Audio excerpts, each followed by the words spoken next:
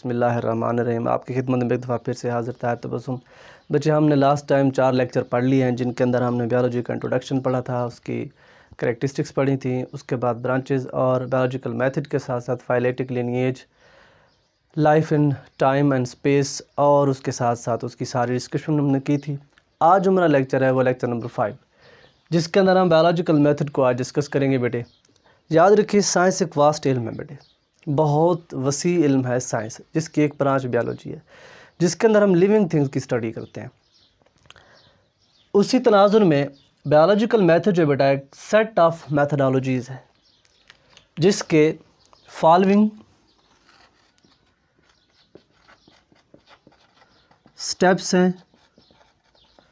इन steps के अंदर हम किसी भी बायोलॉजिकल प्रॉब्लम को हल करते हैं।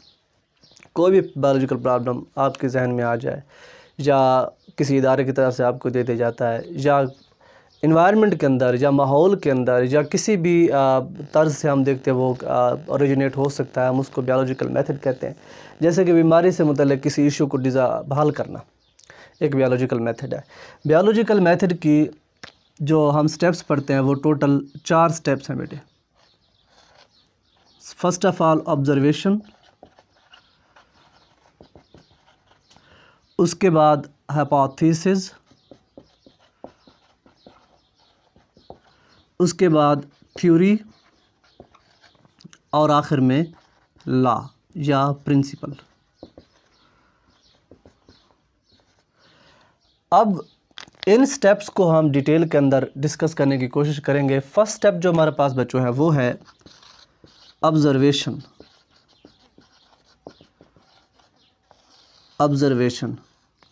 ऑब्जर्वेशन को उर्दू में हम मुशाहिदा कहते हैं।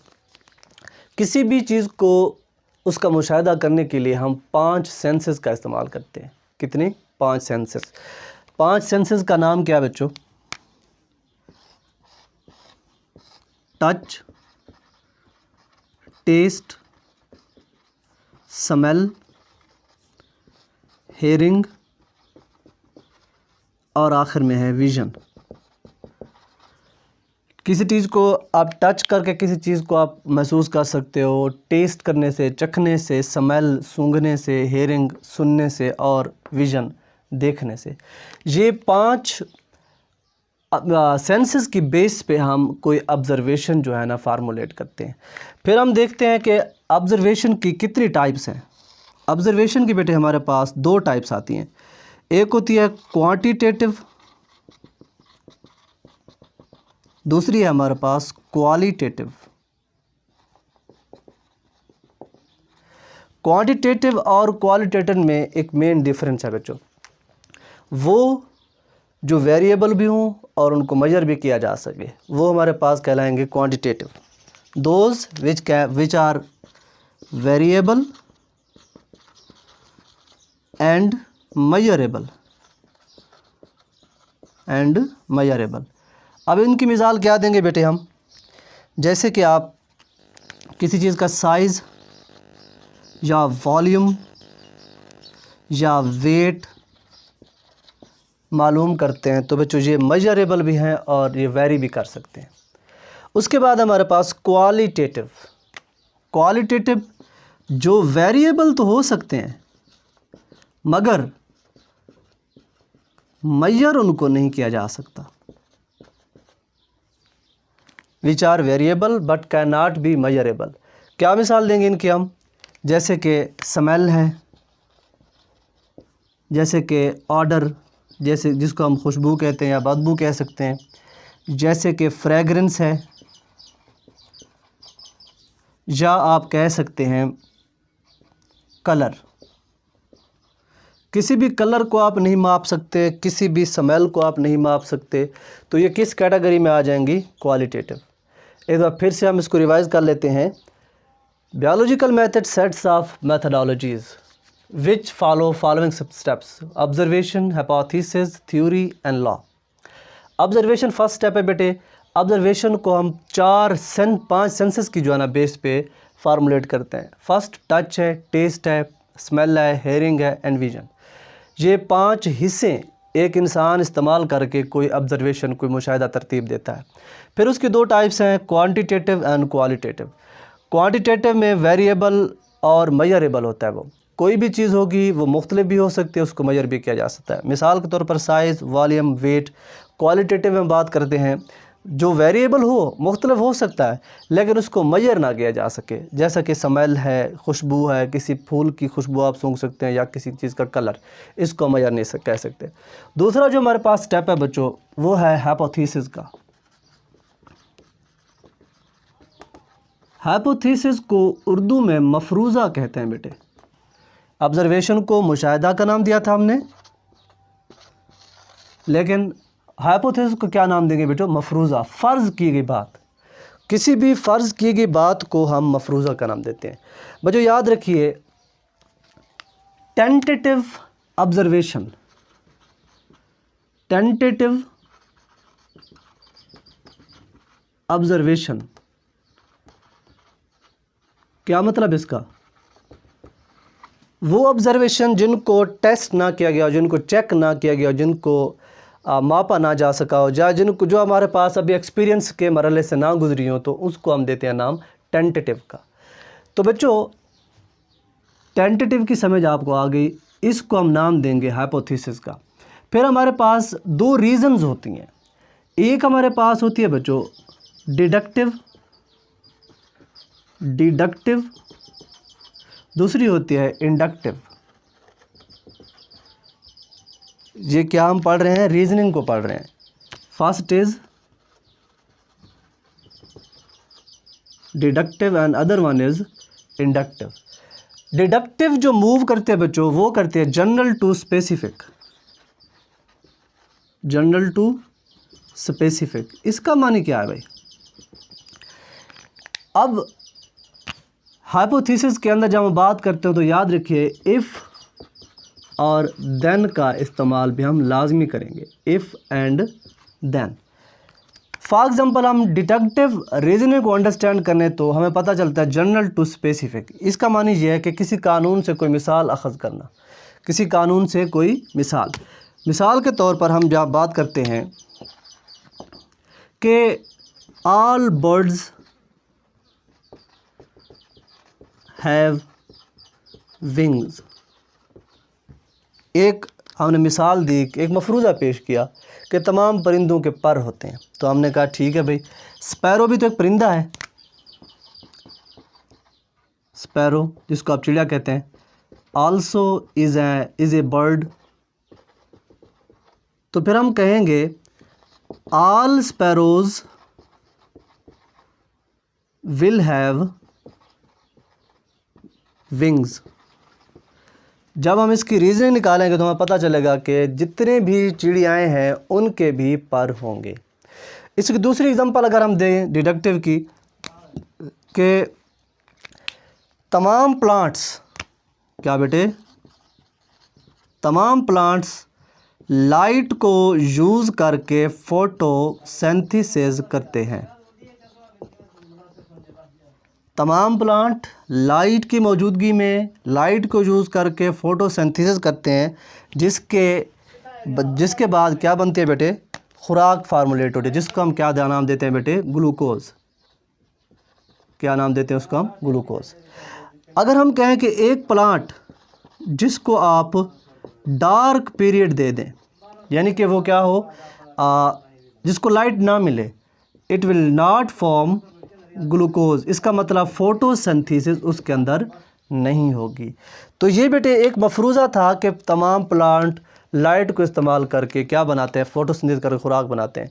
हमने कहा भी इसी चीज़ को टेस्ट करने के लिए तमाम प्लांट अगर डार्क के अंदर, वो प्लांट डार्क के अंदर रख दिया जाए तो क्या फोटोसिंथेसिस करेगा? नहीं करेगा। इसका मतलब आखिर में ग्लूकोज भी नहीं बनेगी, खुराक भी नहीं बनेगी। तो ये हमने पढ़ी डिडक्टिव रीजनिंग। उसके बाद है इंडक्टिव रीजनिंग बेटे, that moves from specific to general, specific to general. इसका मानी क्या है? यहाँ पर हमने कहा था किसी कानून से किसी मिसाल को वाज़ेह अख़ज़ करना, यहाँ पर हम कहेंगे किसी मिसाल से किसी कानून का बनाना। इसको हमने पढ़ा बच्चों हाइपोथेसिस को। हाइपोथेसिस के अंदर हमने कहा ये टेंटेटिव जो है ना ऑब्जर्वेशन कहलाती है, उनको नाम देते हैं हम हाइपोथेसिस का। दो इसके अंदर रीजनिंग इस्तेमाल करते हैं, डिडक्टिव और इंडक्टिव। डिडक्टिव का हम नाम दिया कि जनरल टू स्पेसिफिक मूव करती है, और inductive specific to general move करती है। उसके बाद हमारे पास जो नेक्स्ट टॉपिक है वो थर्ड, वो है थ्योरी का। क्या बेटे? थ्योरी। अब याद रखिए कि किसी भी हाइपोथेसिस को बार बार टेस्ट किया जाए, बार बार उसको एक्सपीरियंस किया जाए, तो वो क्या बनता है? थ्योरी। कि कोई भी हाइपोथेसिस बार बार टेस्ट किया जाए तो वो क्या बनेगा? थ्योरी बनेगा। और याद रखिए कि कोई भी हाइपोथेसिस जब उसको बार बार टेस्ट किया जा रहा हो और वो झुटलाया भी ना जा सक रहा हो और उसके अंदर क्लियर हमें एक्सप्लेनेशन मिल रही हो, तो उसको हम नाम देते हैं थ्योरी का। उसको क्या नाम देंगे हम? थ्योरी का। वही हाइपोथेसिस थ्योरी में तब्दील होगा, और साइंटिस्ट का जो एतमाद है, बार बार उस हाइपोथेसिस को रिपीट करने के बाद एतमाद भी बढ़ जाता है, और वो हाइपोथेसिस किस चीज़ में तब्दील हो जाता है? थ्योरी के अंदर। एक यहाँ पर डेफिनेशन है बेटे कि what is reproductive theory. What is reproductive theory? याद रखिए बेटे, वो थ्योरी जिससे बहुत सारे और थ्योरियाँ भी बन सके। The theory which can generate another theory which would be called as reproductive theory. अच्छा, थ्योरियाँ कैसे बन सकती हैं बेटे? थ्योरी जो है कोई हाइपोथेसिस, हमने यहाँ पर एक चीज़ और बताना आपको भूल गया कि हाइपोथेसिस 4-5 और चीज़ों का इस्तेमाल करके भी बनाया जा सकता है, जैसे कि इमेजिनेशन है, जैसे कि फ़िलासफ़िकल या रिलीजियस ख़यालात हैं, जो किसी की जमालियाती हिस्स है, एस्थेटिक प्रेफरेंस इसे कहते हैं। एक और चीज़ इसे कहते हैं, नाम देते हैं बेटा कि आप किसी चीज़ के बारे में सोच रहे हो, कोई और सोच आ जाए, वहाँ से भी जो हाइपोथेसिस है या मफरूज़ है जनरेट हो सकता है, फार्मूलेट हो सकता है। थ्योरी को हमने पढ़ा कि किसी भी हाइपोथेसिस को बार बार टेस्ट करने से वो चीज़ अगर फाल्सीफाई ना हो सके, उसको ठुलाया ना जा सके, तो वो थ्योरी बन जाती है। अगर उसी थ्योरी को बार बार रिपीट किया जाए उसी हाइपोथेसिस की बेस पे, तो वो उस थ्योरी का जो एक कह सकते हैं साइंटिस्ट का जो एतमाद है, कॉन्फिडेंस है, उसका इंक्रीज़ अप हो जाता है। फिर हम उसको नाम दे देते हैं थ्योरी का। एक और थ्योरी जिससे बहुत सारे और थ्योरियाँ भी बन सकें, उसको नाम देते हैं हम प्रोडक्टिव थ्योरी का। अब हमारे पास आखिरी जो टॉपिक है बेटे वो है लॉ का। क्या नाम, क्या देंगे उसको हम? लॉ। यहाँ पर लिख देते हैं। अब नेक्स्ट क्या पढ़ेंगे हम? लॉ।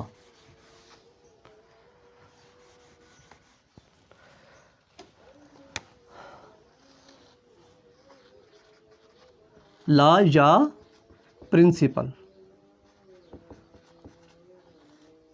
अब लॉ या प्रिंसिपल ये कहाँ से फार्मूलेट होता है बेटे? याद रखिए, हाइपोथेसिस से थ्योरी बनी थी, और अब उसी थ्योरी को नाम देते हैं नज़रिया का, इस सोच का नाम होता है, जो अभी तक जो है ना मज़ीद एक्सपीरियंस से, साइंटिफिक प्रोसेस से ना गुजरी हो, उसको अभी तक थ्योरी का नाम देते हैं। फिर इस थ्योरी को मज़ीद टेस्ट किया जाता है बेटे, और वो थ्योरी किस चीज़ में तब्दील होगी बेटे? लॉ के अंदर।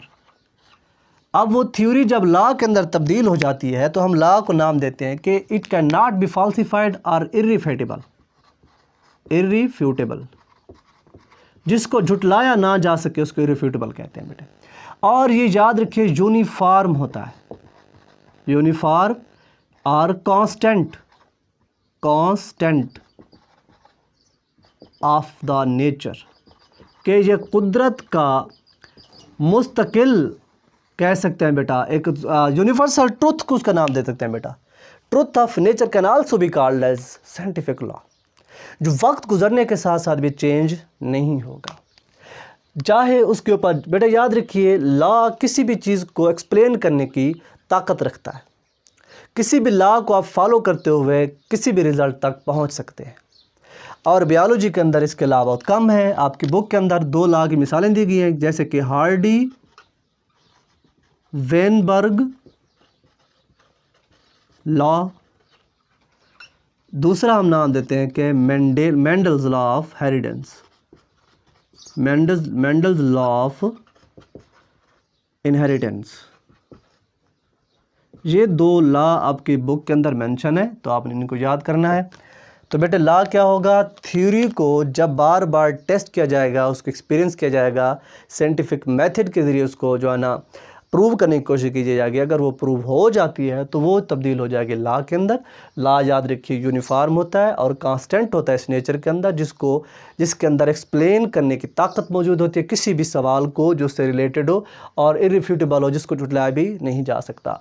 आपकी बुक के अंदर हार्डी वेनबर्ग थ्योरम भी इसको नाम देते हैं बेटे, लॉ भी नाम दिया जाता है, और मेंडल लॉ की एग्जांपल्स हैं। इंशाल्लाह उम्मीद है आपको बेटा समझ आया होगा, अंडरस्टैंड किया होगा। हमने 4 चीज़ें पढ़ी हैं बायोलॉजिकल मेथड के अंदर कि ऑब्जर्वेशन किस तरह से फार्मूलेट होती है, हाइपोथेसिस किस तरह से बनता है, थ्योरी क्या होती है, और आखिरकार लॉ क्या होता है। ये 4 चीज़ें बेटा इसको लॉन्ग क्वेश्चन भी आपके बेटा सिलेबस में बन सकता है, और अक्सर शॉर्ट क्वेश्चन आ भी चुके हैं। लॉन्ग क्वेश्चन बेटा 2014 के अंदर डी खाम बोर्ड के अंदर, सरगोदा के अंदर भी 2016 के अंदर इसका लॉन्ग क्वेश्चन बन चुका है।